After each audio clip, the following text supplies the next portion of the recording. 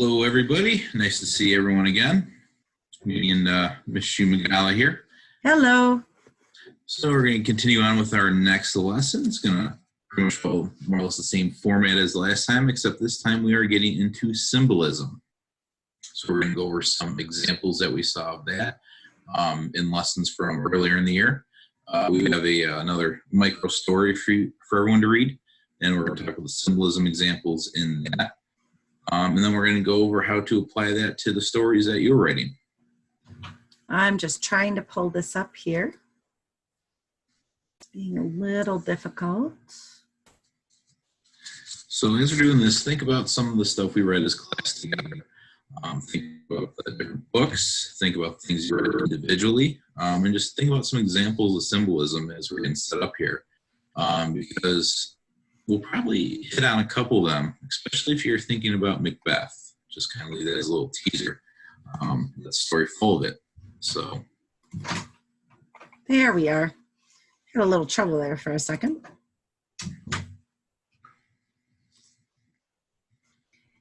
Yeah, so we're going to be looking at some symbolism throughout this lesson. It should be fun.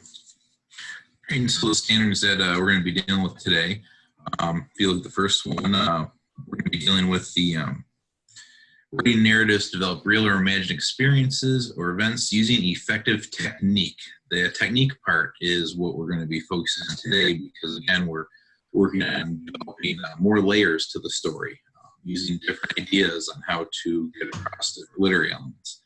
The second one, that one deals with the style because you're producing clear and coherent writing. That's the short story that you're doing. And we're kind of fine-tuning that style with which you write. Then the third standard, you look at that. You're obviously going to be reading, comprehending literature. You're doing that in every lesson. That's always going to be part of ELA, so you're going to be looking at that when you look at the micro story that we have for you later on. Yeah, it's because we know that having all of those things, the style and all of the coherent writing and everything is what really makes something interesting. And that's what our ultimate goal is, because we won't provide insight and understanding with anything if we don't have something that's interesting to read. You know, if somebody puts it down and never reads it again, then that's not going to be very effective. So we're trying to come up with that really effective writing. And so it's the same thing we've said all along, that we are trying to produce that 5 pages of double-spaced writing of a story that's going to really get our point across. And we're now at the point where we're finding all of these tools that authors use in order to really do that well. But different stories really have sort of different genres that people like to use, you know, and you can think of that as genre as being things like you know, fantasy or historical novel or romantic comedy or however you want to do that. But we also have to think of the actual like larger structural genres, things like whether you're going to do a spoken word poem. And obviously, if we are not back in school, that spoken word poetry would probably end up becoming something that you would do a video of. And then there's also a short story. And of course, then we also have a 1-act play. You know, and if we get back to school, then we will do those things. Remember, we said we were going to try to publish those in some way and get those out to people. I hope that we can do that. I'm not going to make any guarantees right now, though, with all of the stuff going on, you know. So, but if we do end up back together, that's certainly something we will work on. But we have to have something to work with. And just to go over it again, if general idea of symbolism, it's a symbol is a mark, sign, or word that indicates, signifies, or is understood as representing an idea, object, or relationship. Basically, something that represents something else. And 2 of the most common examples you probably see every day are one, the American flag, symbolizes USA, symbolizes the country. And then you have a wedding ring, wedding band that just symbolizes a marriage, your marriage to your significant other. Those are both very common examples, and they could be simple things like that, or they could be a little bit deeper. Yeah, and I think this is one of the big things here is to remember, and you read the beginning here, and that's what it is. But usually these this is the key here. It allows people to go beyond what is known or seen by creating linkages between otherwise very different concepts and experiences. So you are kind of linking together. You know, this ring links you to that other person or to that idea of being married. And the flag sort of links us to our country. So that's what they mean there in that second half of this. So, you know, the beginning is definitely the main, you know, what you have to know about symbolism. But that second part is helpful that way.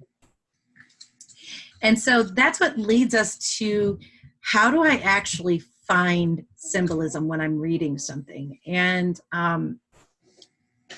you know, I always have people be like, well, I don't know, I don't see it, or I didn't get it, or I don't know how to find something that somebody means to be symbolic.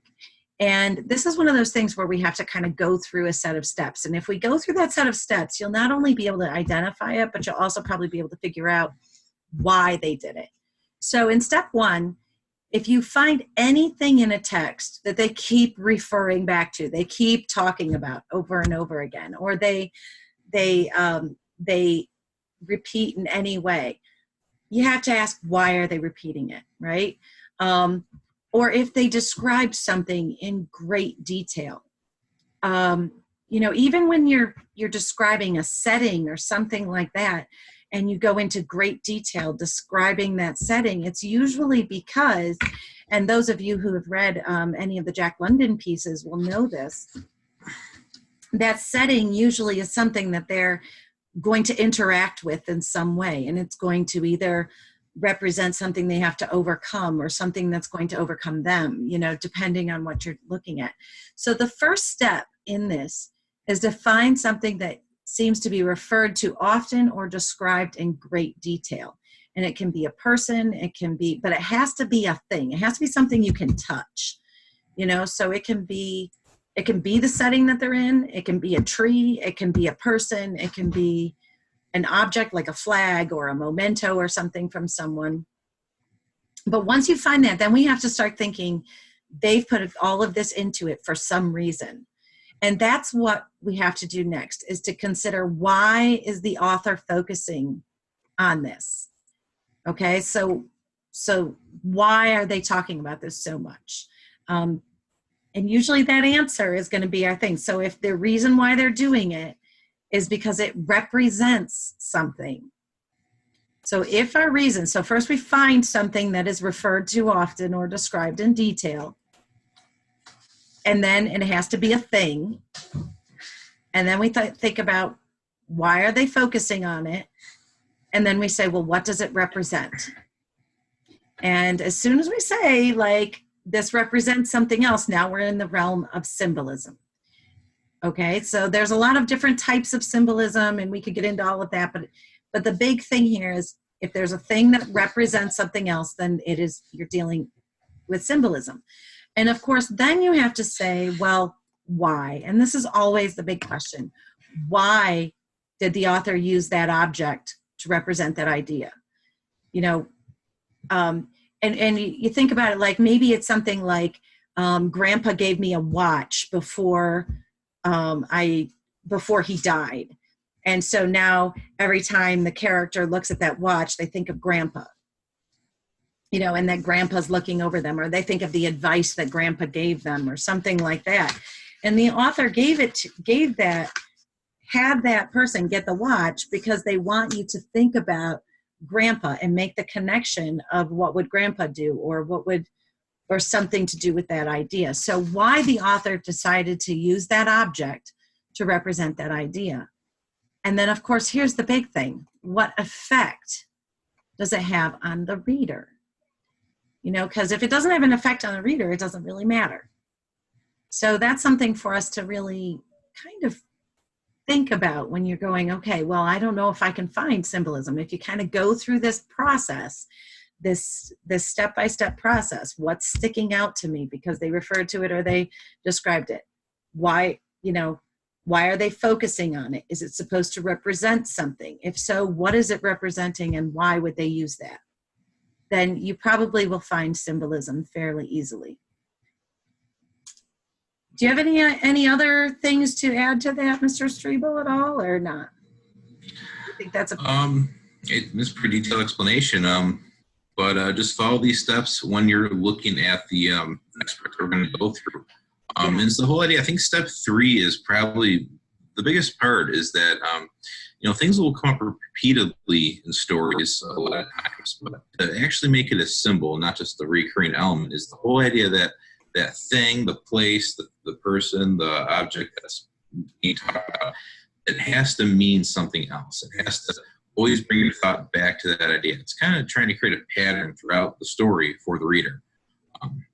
So that's the link that makes a symbol powerful, is it has to mean something else and bring the reader to that spot, to that idea. And we have definitely hit some of these this year, haven't we? Yeah, for sure. So obviously Macbeth, and I kind of mentioned earlier, the whole story is filled with nothing but symbols. First off, the example you see on here is blood. It represents death and guilt. Two of the scenes that it shows up in is one Macbeth, after he kills Duncan, he was obsessed with trying to clean his hands afterwards, and he was washing them, and he didn't think that he was getting clean. They still had blood to him. The whole idea is that whole process of him worrying about his hands and the blood on his hands is the guilt over him causing death, that he murdered him. And then later on, you see his wife, Lady Macbeth, the same thing when she was walking around at night and everything, when she's kind of having those like guilt walks, I guess. I think it was the nurse that saw her. She's imagining the blood on her hands, the blood, she can't get it clean. Again, that's like the guilt manifesting itself in her consciousness. And so the blood, her going on and on about the blood, it being mentioned, is representing that death that was kind of responsible for her, and part of it was her, and the guilt that she's probably feeling over it. And then there's also other examples, whereas the thunderstorms. Every time there's a thunderstorm that comes in, usually it's followed by some sort of conflict resulting in death. There's a thunderstorm at the beginning when Duncan was killed, and then at the end during the final big battle scene. I remember that even better from the film version that we watched. The lighting changes everything, but again, the storm itself also representing conflict and death. And then lastly, the cloaks, the medals that people were wearing in the story of Macbeth. Every time it's the medals in the movie, but in the actual text, they always said robes and cloaks, So. Yeah. And basically that idea was that in the story in the film, I'll go over the story version first, every time someone had like a new robe or cloak put on them, it was a kind of a symbol of a power change, or power dynamic in that person. When Macbeth got promoted to Thane pretty well, in the beginning he got the better robe put on, where you got the medal after the battle in the beginning of the film version, is what it was changed to. But every time someone kind of changed their appearance, it was effectively symbolizing a change in their power or their social status. Yeah, and you can even think of that in terms of things, the same thing with that whenever when they put on the crown as well, we put on the crown, and a crown represents that he is then the king. It's not just, oh, this is this cool heavy thing that you're going to put on your head. Mm-hmm. It had a meaning of what it is. That's why people were willing to kill for it. And that even just goes beyond Macbeth. That's why crowns exist. Again, symbolism right there. Yeah. So, but we also saw a lot of it in some of the spoken word poems that we did. If you remember Michael Lee's Pass On, the one where his grandfather had died and he felt the really strong wind, and then later on his friend died and there was a wind, and he keeps talking about wind and wind and wind, and he said that the wind was actually like the souls passing out of people. And so here, even though it's not something you can like pick up, like a wedding ring or a flag, wind is definitely a thing. We can feel it, we can see the effects of it for sure. And so the wind was supposed to be a representative of people dying and their soul sort of leaving their body and going out into the world, remember? Because then he saw bits and pieces of his friend and all these other people. And then To This Day was that one by Shane Koizan. And that one was the one I think everybody remembers, the Yogi Bear moment in it. But that one is just rich with symbols. I could have chosen probably 20 different symbols from that particular one. But the one I chose was the one where he kept on making references, because he did it over and over again, to like these sort of circus performers or these sort of entertainers that we almost kind of make fun of in some ways. And he said it very specifically about the circus performers at the end, but those are the kids that are bullied in school and the ones that people laugh at. And sorry. But that's one of the things that I thought was interesting, was that he kept on making that. And it's almost a motif. And what a motif is just when they use something over and over and over again throughout an entire piece. But that whole motif is symbolic. In other words, it's said over and over again to make us sort of see this sort of negative side to these people that we consistently laugh at, and see how we do it to people, whether we intend to or not, like that we end up saying things or doing things that can hurt other people. And then there's Sarah Kay, and Sarah Kay is still one of my favorites. She was the one that did the TED Talk that we had started with, and she had her first one was loaded with them too, but her first one was the If I Should Have a Daughter one. And in that one, we could have said, she talks about people standing on your cape are the ones you want to save, and we could have easily put down that cape represents trying to be the hero to somebody and trying to help somebody, but having those people that you're trying to help are actually hurting you, or preventing you from helping them. But instead I kind of chose this other one, which the Hiroshima poem, which was the one at the end. And I just thought that the imagery she used of this shadow of positive light being left on the wall after the bomb in Hiroshima, and that's the only thing left they had. But the one thing that they had left in the world after them was something that was really positive. And she taught, and for her, she was talking about her poetry, and her poetry being that thing that she's going to leave after death. But so the physical thing is a shadow that really does exist in Hiroshima, but it represents what is left of that person after they die, and what is their legacy that's going to go on to other people. And we can see that because they use, the imagery or the other literary devices surrounding these symbols, and because they're symbolic, we really think about those moments. Those are the moments that we don't forget about later on. And I guess that's why we want to use symbolism, because it's powerful. People have been using it for thousands of years because it makes you think, and it kind of sticks with people for a long time. And this is where we come into this silly little story that I found called The Mice by Lydia Davis. And I think it's a cute story, but I think we definitely have some, but I think we definitely have some real symbolism going on in this also. Do you want to read that, Mr. Streebel?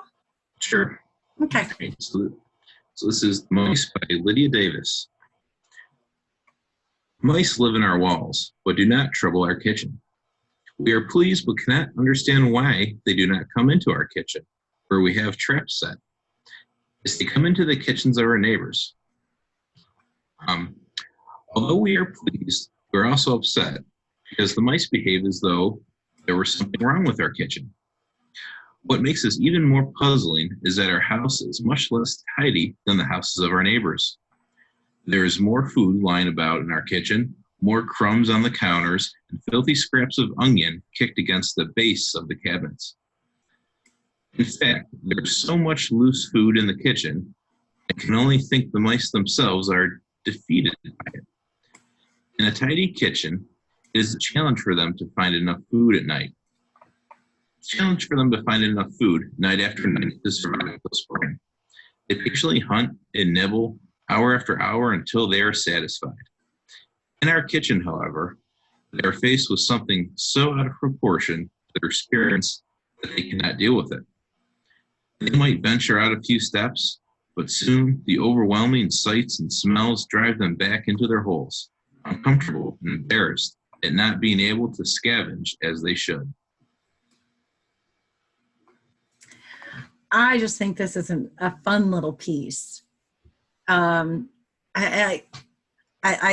can see, like, it's so rich in so many things in this little piece of microfiction. But we see that this person, it's kind of funny because this person has got like this, like they're happy there's not mice there, but they're kind of saying, why?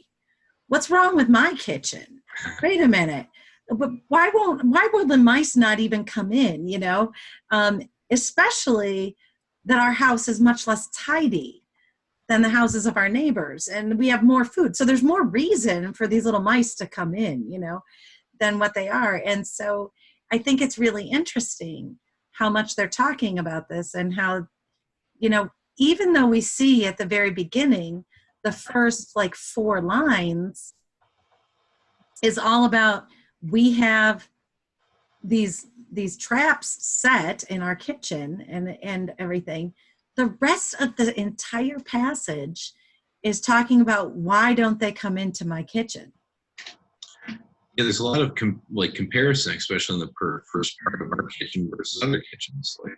Yeah. So, leads you to think the question is, this whole piece of microfiction about the mice? Well, and I think some of our things to find just in reading a piece like this is to kind of look and say, well, what are these, where are some of the words that let us see some of the shifts that we see in the literature? And we can see mice live in our walls, but do not trouble our kitchen. You know, so we have these walls are in fact doing their job. They're keeping the mice out, and we are pleased. So they don't really want mice. They're not saying we want mice to run into our house, but cannot understand why they don't come. And they have wanted them so much, even though they don't get in, they even have set traps, right? So they're ready for the mice, even though they don't come, which I think is an interesting bit. Like, and I didn't write it down as one of the things, but I think, what do those traps represent? Why would you set traps for mice if you don't have mice? You know, and they do have them. They're in the walls. They can hear them, but they come into their kitchens of their neighbors. And so in some ways they're feeling like, our other kitchens, do mice like other people's kitchens better than they like our kitchen? What's wrong with my kitchen?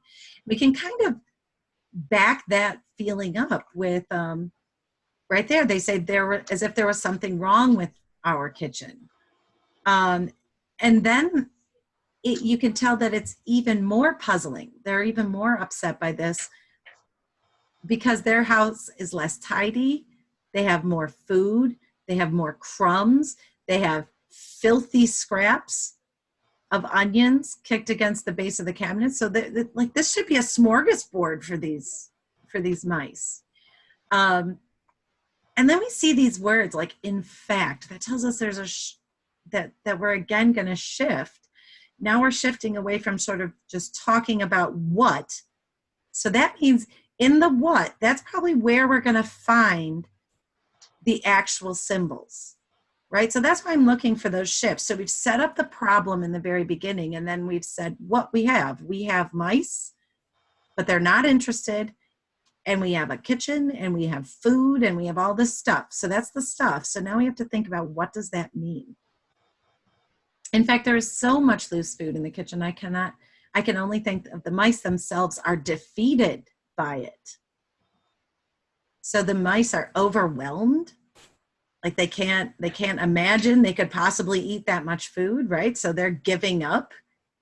In a tidy kitchen, and here's that comparison you were talking about, Mr. Streebel, we see that again, right? So we have the sort of that juxtaposition of a tidy or a comparison of the tidy kitchen versus their kitchen. Is a challenge for them to find enough food for the night after for them. And they hunt and nibble hour out after hour. In our kitchen, however, they are faced with something so out of proportion to their experience. So they're overwhelmed by the amount that they've offered. And that's what they're saying, that it's overwhelming to these mice. And so then they don't feel like they have to do their job. And I've actually put this down in some of this here for us to see that the two things I picked out for symbols in the story more than anything, and I think that we could definitely add a couple of other ones in here too, is the mice. What do they represent? You know, the mice are obviously talked about over and over again. And I also thought of food.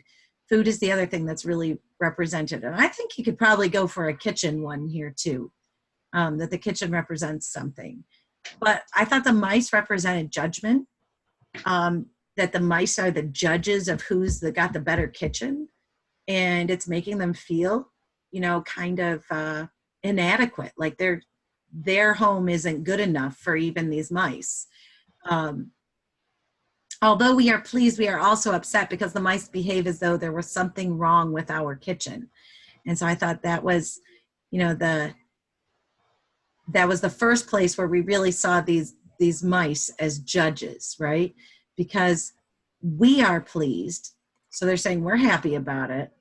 But they behave as though there was something wrong with our kitchen. You know, that's a judgment call right there. And so to me, that was saying, that was clear that was a symbol in the story. And the fact that it made them feel uncomfortable and embarrassed. Now we're talking about the feelings of the mice.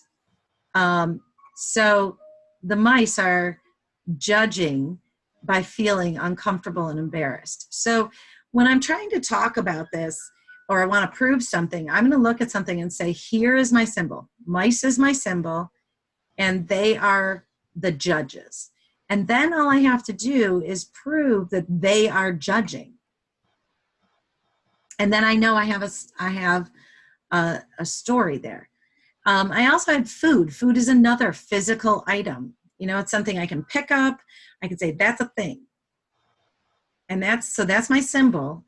And I say, well, what does it represent? And I thought it sort of was like, at different times, it was excess and filth and opportunity, all sort of wrapped up in one.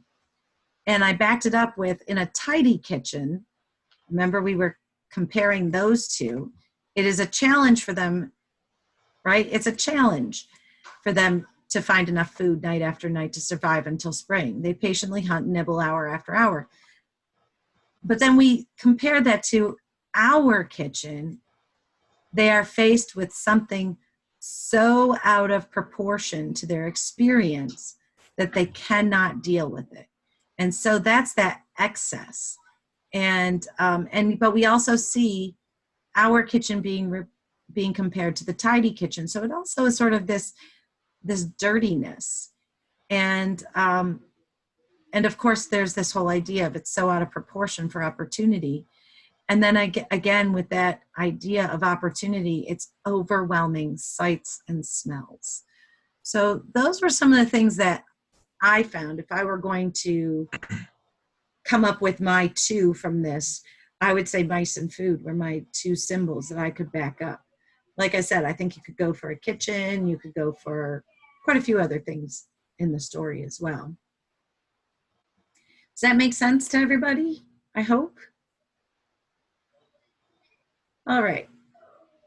So the next thing that we're going to be doing is just like I did in this story, but it'll probably be a little more obvious in these ones.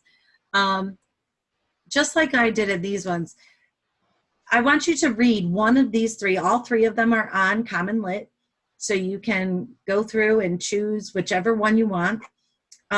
We have The Fly, that's this one down here, And this is kind of a psychological one where we're dealing with a guy and a fly and some ink. And this is a very appropriate picture. And it's a little bit of one of those psychological, what do I do kind of things. So it's good if that's kind of the route you're going. Desiree's baby is dealing with a young girl having a baby and what to do there. And then City of Specters is definitely one that is dealing with, I believe it's with North Korea, and it's dealing with that sort of thing. So definitely interesting if you're into like historical stuff. City of Specters is your idea. If you're dealing more with, in your own story, you're kind of going along the lines of, heavy decisions that people have to make and things like that.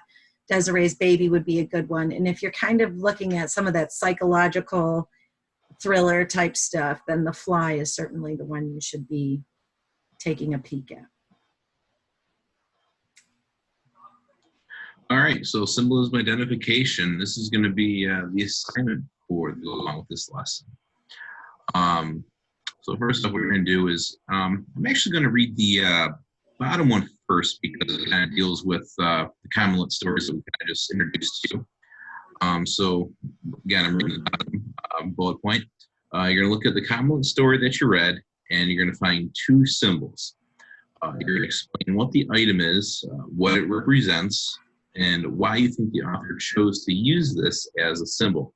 Again, that's kind of following that step 1 through 4 chart that we showed you earlier. So if you need help deciding whether what you are thinking about is actually a symbol, I'll look back to that slide with the steps on it. And as long as it hits all those parameters, then you're looking at something that is a symbol. So again, you're just writing out what you can find it. You're saying what it represents and why it was chosen. The other assignment that you're going to be responsible for is to find something in your house that is meaningful or represents something important to you. And then you're going to either take a picture of yourself with the item or draw a picture of yourself with the item. You can do that as well. And then just a short explanation of why it is important. Or it could be as long as you want the explanation. Depends on the item that you're choosing. Again, the item should be meaningful to you, so it shouldn't just be like, oh, my phone, because I like it. It should be something that actually, if you were to look at it and understand it, it would tell a lot about you.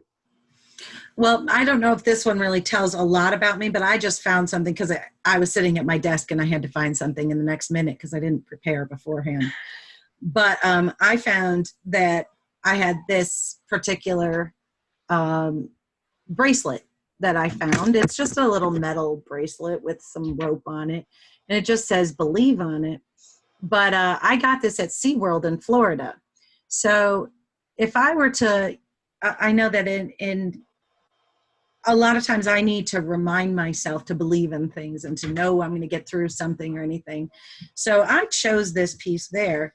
But as a result, whenever I wear it or I look at it, I think, oh, I have to remember to believe in things and to not get frustrated and all of that. But I also always think about my trip that I took with my family to Florida, and we went to SeaWorld. And interestingly enough, we were in SeaWorld and we had a huge thunderstorm go through that day.